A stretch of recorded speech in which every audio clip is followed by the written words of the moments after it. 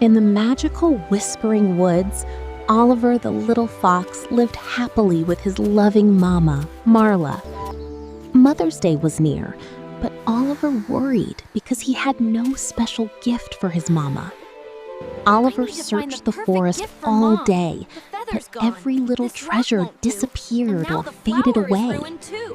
Feeling sad beneath the great oak, Oliver thought nothing was good enough for his mother. Wise old Barnaby the Owl said, "The best gifts come from love, not things." Oliver hurried home and cleaned the prickly brambles from the family den entrance. Mom, you're home! When Marla returned, my sweet Oliver little gave her the Oliver. biggest, warmest hug berries. full of love and thanks. Marla smiled softly and said, "Love is the most beautiful gift that lasts forever."